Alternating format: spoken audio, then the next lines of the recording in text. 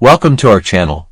Today, we will explore one of the darkest and most ruthless stages of the Dance of the Dragons, the revenge of the Blacks for the death of Prince Lucerys, which led to the murder of Prince Jahaerys. In the hearth of the realm, the scars of old wounds still bleeding. Wounds that it blinds the duty and breaks the family ties.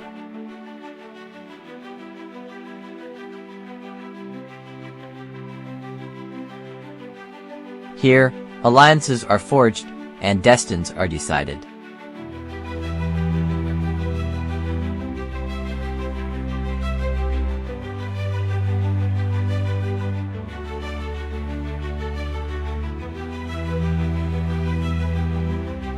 As the drums and roar of war echo, brave knights, symbols of honor and courage, prepare for the fight of their lives.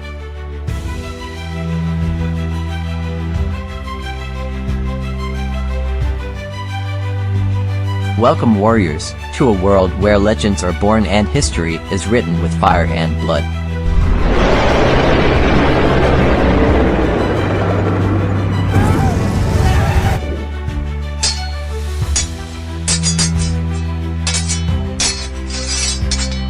After the death of Prince Lucerys Velaryon, heir to Driftmark and future Lord of the Tides, the powerful House Velaryon, loyal to Queen Rhaenyra, established a naval blockade in Blackwater Bay, cutting off sea access to King's Landing. This blockade was a crucial tactic for the Blacks, intended to suffocate all trade to the capital. The naval blockade had devastating consequences for King's Landing. The city, dependent on supplies arriving by sea, soon began to suffer shortages of food and essential goods. Prices skyrocketed, bringing hunger and desperation to the common population. The blockade not only weakened the Greens militarily, but also undermined their popular support in the capital. The growing discontent among the citizens of King's Landing became an additional problem for Aegon II. The conflict reached new heights when Prince Daemon, along with the Grey Worm, planned revenge on the Queen. With their contacts and knowledge in the capital, they paid a gold cloak and a rat catcher from the Red Keep to kill the Prince Aemond. An eye for an eye, a son for a son, was Daemon's order.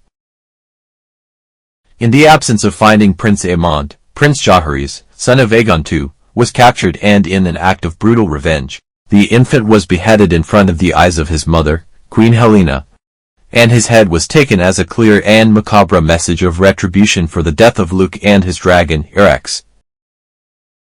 Aegon II, devastated by the loss of his son, swore to avenge his death. This tragedy only served to harden his resolve and his hatred towards Rhaenyra and her followers. In response to the death of Aegon I's son, Sir Criston Cole, Lord Commander of the Kingsguard, sent his brother-in-arms Sir Eric Cargill on a secret and dangerous mission to Dragonstone with one purpose: to assassinate the Queen Rhaenyra. Among the many confrontations of the war, one of the most legendary was the duel between the twins. Sir Eric managed to infiltrate Dragonstone, where he managed to reach Rhaenyra's chambers.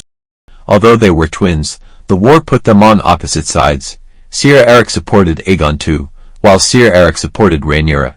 The duel was fierce and tragic, a demonstration of skill, talent and determination, but also a sad representation of how war can divide even the deepest bloodties.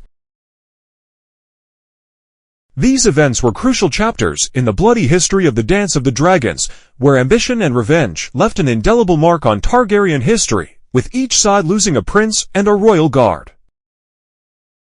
The cycle of revenge and violence in the Dance of the Dragons teaches us a bitter lesson about ambition, power, and the cost of war.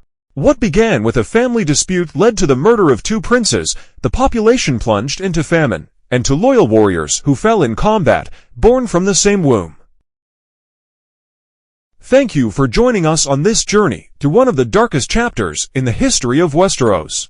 Don't forget to subscribe to our channel for more content about A Song of Ice and Fire. See you in the next episode.